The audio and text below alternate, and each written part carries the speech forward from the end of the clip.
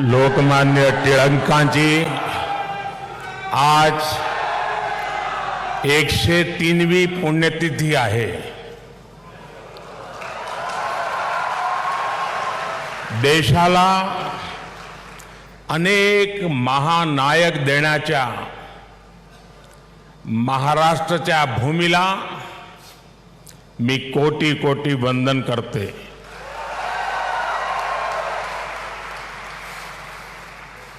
कार्यक्रम में उपस्थित आदरणीय श्री शरद पवार जी, राज्यपाल श्रीमान रमेश बैस जी, महाराष्ट्र के मुख्यमंत्री श्रीमान एकनाथ शिंदे जी, उप मुख्यमंत्री श्रीमान देवेंद्र फडणवीस जी, उप मुख्यमंत्री श्रीमान अजीत पवार जी, ट्रस्ट के अध्यक्ष श्रीमान दीपक तिलक जी, पूर्व मुख्यमंत्री मेरे मित्र श्रीमान सुशील कुमार शिंदे जी, तिलक परिवार के सभी सम्मानित सदस्यगण एवं उपस्थित भाई और बहनों, आज का ये दिन मेरे लिए बहुत अहम है. मैं यहां आकर जितना उत्साहित हूं उतना ही भावुक भी हूं. आज हम सब के आदर्श और भारत के गौरव बाल गंगाधर तिलक जी की पुण्यतिथि है. साथ ही आज अन्ना भाऊ साठे जी की जन्म जयंती भी है. लोकमान्य तिलक जी तो हमारे स्वतंत्रता इतिहास के माथे के तिलक है.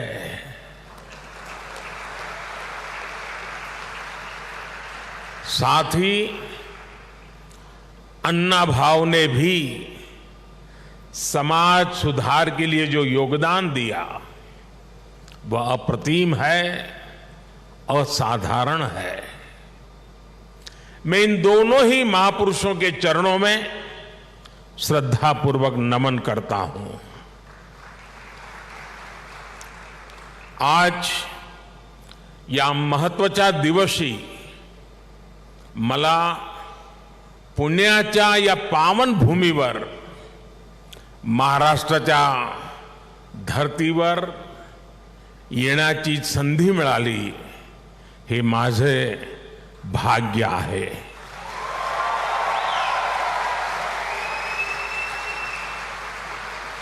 ये पुण्यभूमि छत्रपति शिवाजी महाराज की धरती है.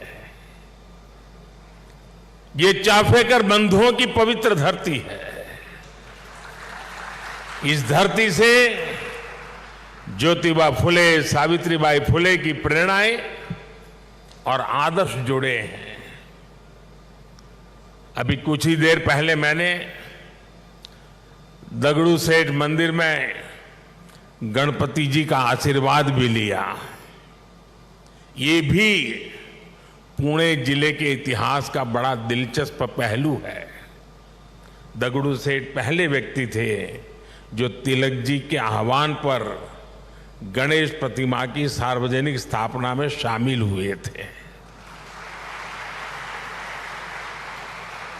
मैं इस धरती को प्रणाम करते हुए इन सभी महान विभूतियों को श्रद्धापूर्वक नमन करता हूं.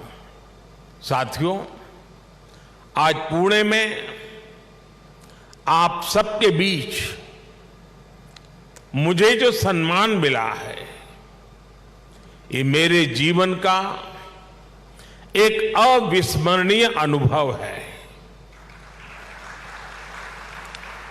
जो जगह, जो संस्था सीधे तिलक जी से जुड़ी रही हो उसके द्वारा लोकमान्य तिलक नेशनल अवार्ड मिलना मेरे लिए सौभाग्य की बात है।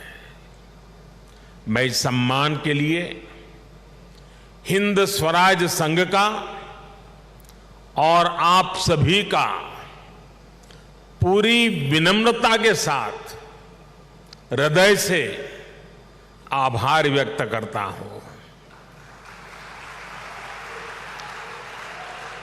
और मैं ये भी कहना चाहूंगा, अगर ऊपर ऊपर से थोड़ा नजर करें तो हमारे देश में काशी और पुणे दोनों की एक विशेष पहचान है। विद्वत्ता यहां पर चिरंजीव है, अमरत्व को प्राप्त हुई है।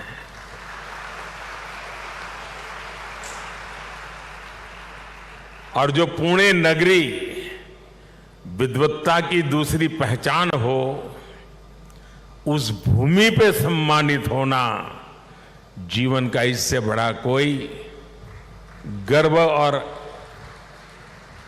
संतोष की अनुभूति देने वाली घटना नहीं हो सकती है। लेकिन साथियों, जब कोई अवार्ड मिलता है तो उसके साथ ही हमारी जिम्मेदारी भी बढ़ जाती है। आज जब उस अवार्ड से तिलक जी का नाम जुड़ा हुआ हो तो दायित्व बोध और भी कई गुना बढ़ जाता है। मैं लोकमान्य तिलक नेशनल अवार्ड को 140 करोड़ देशवासियों के चरणों में समर्पित करता हूं।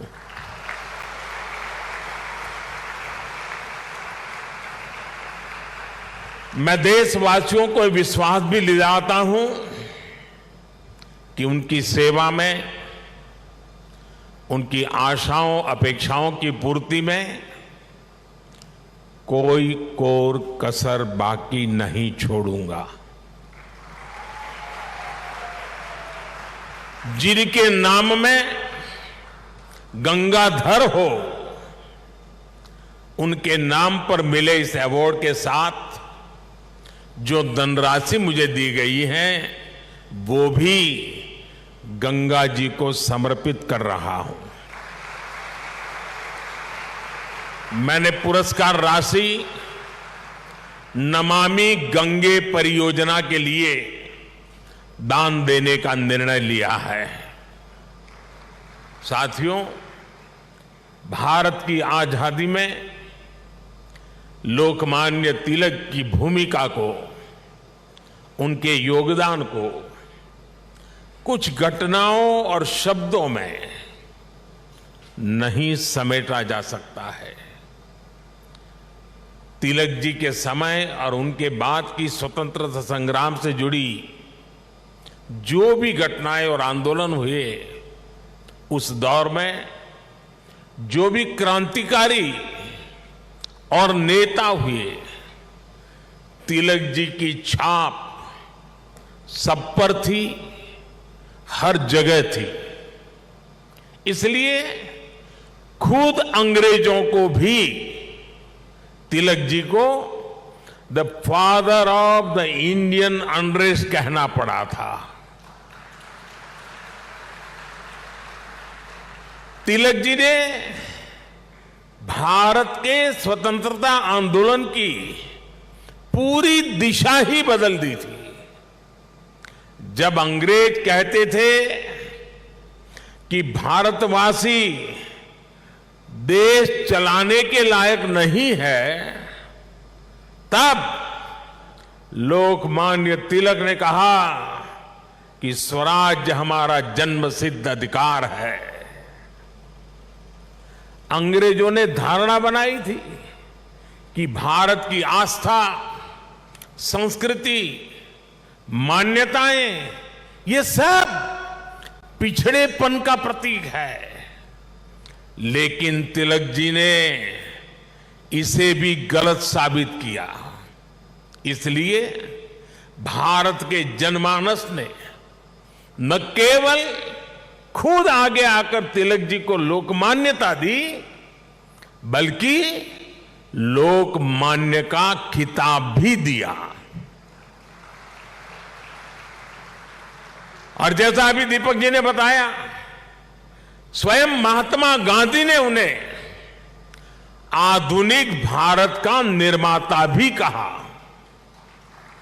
हम कल्पना कर सकते हैं कि तिलक जी का चिंतन कितना व्यापक रहा होगा, उनका विजन कितना दूरदर्शी रहा होगा। साथियों, एक महान नेता वो होता है जो एक बड़े लक्ष्य के लिए न केवल खुद को समर्पित करता है, बल्कि उस लक्ष्य की प्राप्ति के लिए संस्थाएं और व्यवस्थाएं भी तैयार करता है। इसके लिए हमें सबको साथ लेकर आगे बढ़ना होता है, सबके विश्वास को आगे बढ़ाना होता है। लोकमान्य तिलक के जीवन में हमें ये सारी खूबियां दिखती हैं। उन्होंने अंग्रेजों ने जब उन्हें जेल में डाला, उन पर अत्याचार हुए, उन्होंने आजादी के लिए त्याग और बलिदान की पराकाष्ठा की, लेकिन साथ ही उन्होंने टीम स्पिरिट के, सहभाग और सहयोग के अनुकरणीय उदाहरण भी पेश किए। लाला लाजपत राय और बिपिन चंद्र पाल के साथ उनका विश्वास, उनकी आत्मीयता भारतीय स्वतंत्रता संग्राम का स्वर्णिम अध्याय है। आज भी जब बात होती है तो लाल, बाल, पाल के तीनों नाम एक त्रिशक्ति के रूप में याद किए जाते हैं। तिलक जी ने उस समय आजादी की आवाज को बुलंद करने के लिए पत्रकारिता और अखबार की अहमियत को भी समझा। अंग्रेजी में तिलक जी ने, जैसा शरद राव ने कहा, द मराठा साप्ताहिक शुरू किया। मराठी में गोपाल गणेश अगरकर और विष्णु शास्त्री चिपलुंकर जी के साथ मिलकर उन्होंने केसरी अखबार शुरू किया। 140 से भी ज्यादा समय से केसरी अनवरत आज भी महाराष्ट्र में छपता है, लोगों के बीच पढ़ा जाता है। ये इस बात का सबूत है कि तिलक जी ने कितनी मजबूत नींव पर संस्थाओं का निर्माण किया था। साथियों, संस्थाओं की तरह लोकमान्य तिलक ने परंपराओं को भी पोषित किया। उन्होंने समाज को जोड़ने के लिए सार्वजनिक गणपति महोत्सव की नींव डाली।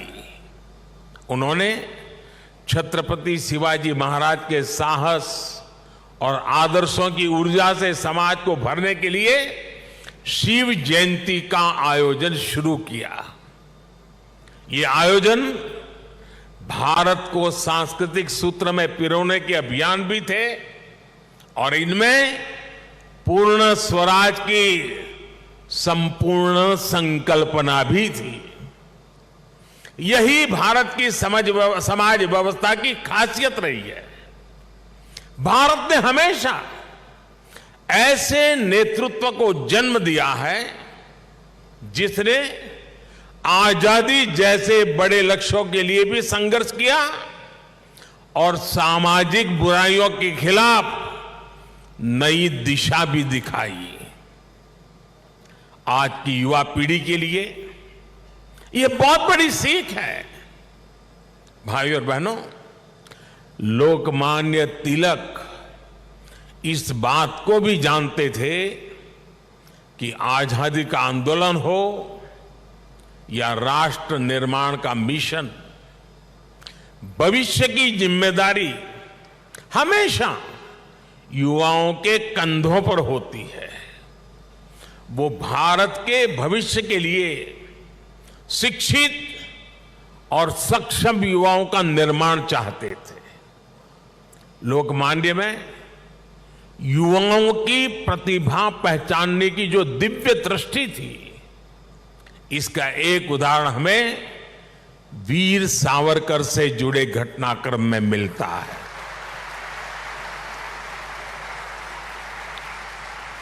उस समय सावरकर जी युवा थे। तिलक जी ने उनकी क्षमता को पहचाना। वो चाहते थे कि सावरकर बाहर जाकर अच्छी पढ़ाई करें और वापस आकर आजादी के लिए काम करें। ब्रिटेन में श्यामजी कृष्ण वर्मा ऐसे ही युवाओं को अवसर देने के लिए 2 स्कॉलरशिप चलाते थे। एक स्कॉलरशिप का नाम था छत्रपति शिवाजी स्कॉलरशिप और दूसरी स्कॉलरशिप का नाम था महाराणा प्रताप स्कॉलरशिप। वीर सावरकर के लिए तिलक जी ने श्यामजी कृष्ण वर्मा से सिफारिश की थी। इसका लाभ लेकर वो लंदन में बैरिस्टर बन सके। ऐसे कितने ही युवाओं को तिलक जी ने तैयार किया। पुणे में new English school, Deccan education society और फर्ग्यूसन कॉलेज जैसे संस्थानों, उसकी स्थापना उनके इसी विजन का हिस्सा है। इन संस्थाओं से ऐसे कितने ही युवा निकले जिन्होंने तिलक जी के मिशन को आगे बढ़ाया, राष्ट्र निर्माण में अपनी भूमिका निभाई। व्यवस्था निर्माण से संस्था निर्माण, संस्था निर्माण से व्यक्ति निर्माण और व्यक्ति निर्माण से राष्ट्र निर्माण, ये विजन राष्ट्र के भविष्य के लिए रोड मैप की तरह होता है। इसी रोड मैप को आज देश प्रभावी ढंग से फॉलो कर रहा है। साथियों, वैसे तो तिलक जी पूरे भारत के लोकमान्य नेता है, लेकिन जैसे पुणे और महाराष्ट्र के लोगों के लिए उनका एक अलग स्थान है, वैसा ही रिश्ता गुजरात के लोगों का भी उनके साथ है।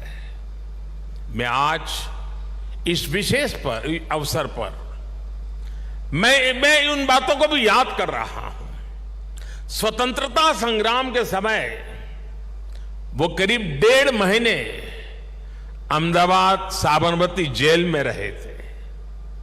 इसके बाद 1916 में तिलक जी अहमदाबाद आए और आपको जानकर के खुशी होगी, उस समय जब अंग्रेजों की पूरी तरह जुल्म चलते थे, अहमदाबाद में तिलक जी के स्वागत में और उनको सुनने के लिए उस जमाने में 40,000 से ज्यादा लोग उनका स्वागत करने के लिए आए थे। और खुशी की बात यह है कि उनको सुनने के लिए उस समय ऑडियंस में सरदार वल्लभ भाई पटेल भी थे।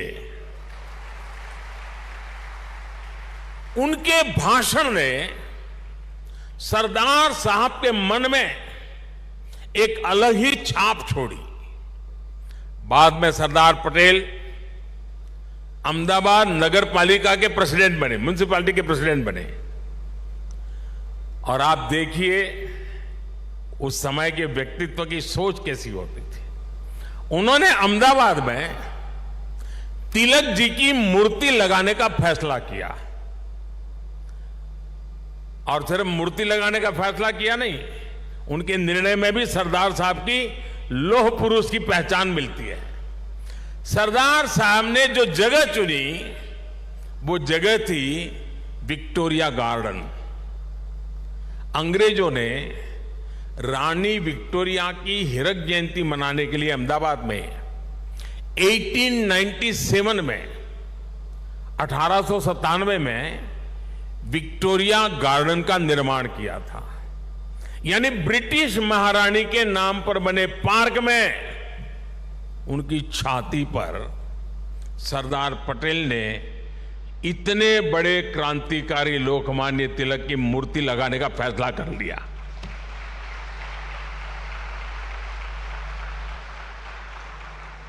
और उस समय सरदार साहब पर इसके खिलाफ कितना ही दबाव पड़ा, उन्हें रोकने की कोशिश हुई, लेकिन सरदार तो सरदार थे।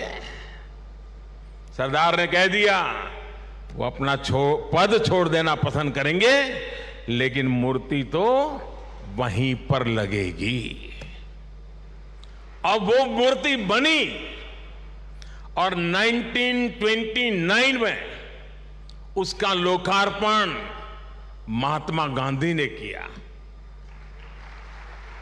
अहमदाबाद में रहते हुए मुझे कितनी ही बार उस पवित्र स्थान पर जाने का मौका मिला है और तिलक जी की प्रतिमा के सामने सर झुकाने का अवसर मिला है। वो एक अद्भुत मूर्ति है जिसमें तिलक जी विश्राम मुद्रा में बैठे हुए हैं। ऐसा लगता है जैसे वो स्वतंत्र भारत के उज्जवल भविष्य की ओर देख रहे हैं। आप कल्पना करिए, गुलामी के दौर में भी सरदार साहब ने अपने देश के सपूत के सम्मान में पूरी अंग्रेजी हुकूमत को चुनौती दे दी थी। और आज की स्थिति देखिए, अगर आज हम किसी एक सड़क का नाम भी किसी विदेशी आक्रांता की जगह कर बदलकर भारतीय विभूति पर रखते हैं तो कुछ लोग उस पर हल्ला मचाने लग जाते हैं।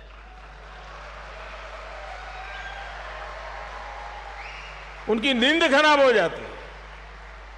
साथियों, ऐसा कितना ही कुछ है जो हम लोकमान्य तिलक के जीवन से सीख सकते हैं। लोकमान्य तिलक गीता में निष्ठा रखने वाले व्यक्ति थे।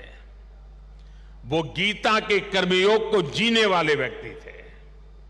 अंग्रेजों ने उन्हें रोकने के लिए उन्हें भारत के दूर पूरब में मांडले की जेल में डाल दिया, लेकिन वहां भी तिलक जी ने गीता का अपना अध्ययन जारी रखा।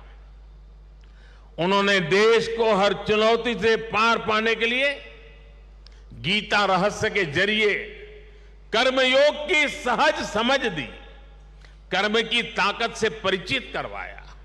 साथियों, बाल गंगाधर तिलक जी के व्यक्तित्व के एक और पहलू की तरफ मैं आज देश के युवा पीढ़ी का ध्यान आकर्षित करना चाहता हूं। तिलक जी की एक बड़ी विशेषता थी कि वो लोगों को खुद पर विश्वास करने के बड़े आग्रही थे और करना सिखाते थे। वो उन्हें आत्मविश्वास से भर देते थे। पिछली शताब्दी में जब लोगों के मन में ये बात बैठ गई थी कि भारत गुलामी की बेड़ियां नहीं तोड़ सकता, तिलक जी ने लोगों को आजादी का विश्वास दिया।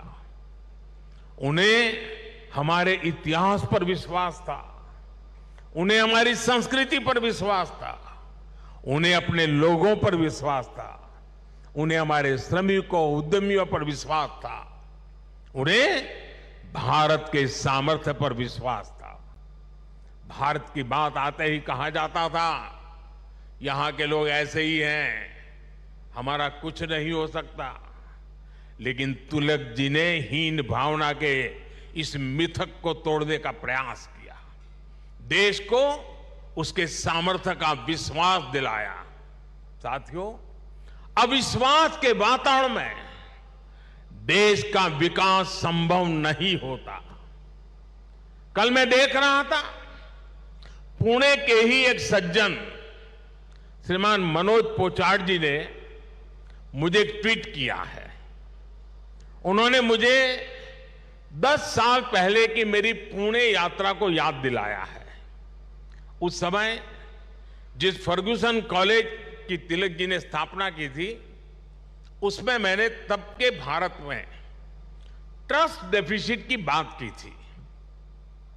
अब मनोज जी ने मुझे आग्रह किया है कि मैं ट्रस्ट डेफिसिट से ट्रस्ट सरप्लस तक की देश की यात्रा के बारे में बात करूं।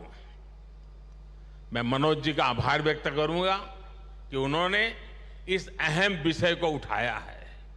भाइयों और बहनों, आज भारत में ट्रस्ट सरप्लस पॉलिसी में भी दिखाई देता है और देशवासियों के परिश्रम में भी झलकता है।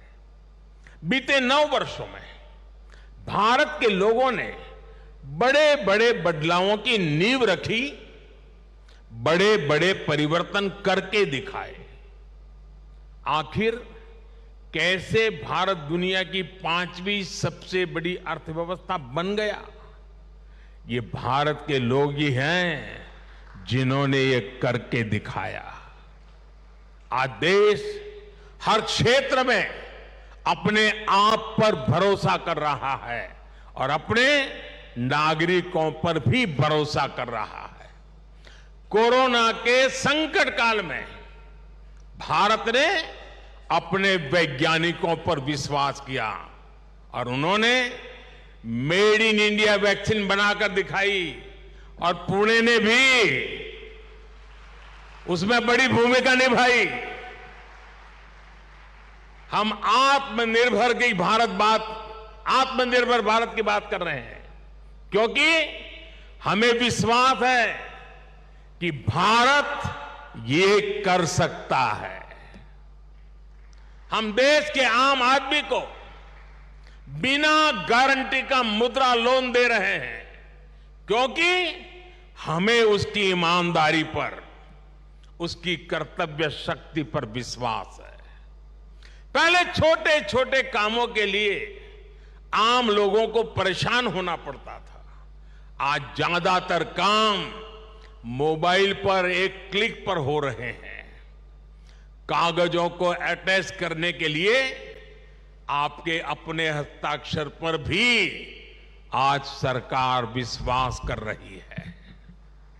इससे देश में एक अलग माहौल बन रहा है, एक सकारात्मक वातावरण तैयार हो रहा है और हम देख रहे हैं कि विश्वास से भरे हुए देश के लोग देश के विकास के लिए कैसे खुद आगे बढ़कर काम कर रहे हैं। स्वच्छ भारत आंदोलन को इस जन विश्वास ने ही जन आंदोलन में बदला। बेटी बचाओ बेटी पढ़ाओ अभियान को इस जन विश्वास ने ही जन आंदोलन में बदला। लाल किले से मेरी एक पुकार पर कि जो सक्षम हैं उन्हें गैस सब्सिडी छोड़नी चाहिए, लाखों लोगों ने गैस सब्सिडी छोड़ दी थी। कुछ समय पहले ही कई देशों का एक सर्वे हुआ था। इस सर्वे में सामने आया कि जिस देश के नागरिकों को अपनी सरकार में सबसे ज्यादा विश्वास है, उस सर्वे ने बताया उस देश का नाम भारत है। ये बदलता हुआ जनमानस, ये बढ़ता हुआ जनविश्वास भारत के जन जन की प्रगति का माध्यम बन रहा है। साथियों, आज आजादी के 75 वर्ष बाद देश अपने अमृतकाल को कर्तव्य काल के रूप में देख रहा है। हम देशवासी अपने अपने स्तर से देश के सपनों और संकल्पों को ध्यान में रखकर काम कर रहे हैं। इसलिए आज विश्व भी भारत में भविष्य देख रहा है। हमारे प्रयास आज पूरी मानवता के लिए एक आश्वासन बन रहे हैं। मैं मानता हूं कि लोकमान्य आज जहां भी उनकी आत्मा होगी वो हमें देख रहे हैं, हम पर अपना आशीर्वाद बरसा रहे हैं। उनके आशीर्वाद से, उनके विचारों की ताकत से हम एक सशक्त और समृद्ध भारत के अपने सपने को जरूर साकार करेंगे। मुझे विश्वास है हिंद स्वराज संघ तिलक के आदर्शों से जन जन को जोड़ने में इसी प्रकार आगे आकर के अहम भूमिका निभाता रहेगा। मैं एक बार फिर इस सम्मान के लिए आप सभी का आभार प्रकट करता हूं। इस धरती को प्रणाम करते हुए, इस विचार को आगे बढ़ाने में जुड़े हुए सबको प्रणाम करते हुए मैं मेरी वाणी को विराम देता हूं। आप सबका बहुत बहुत धन्यवाद।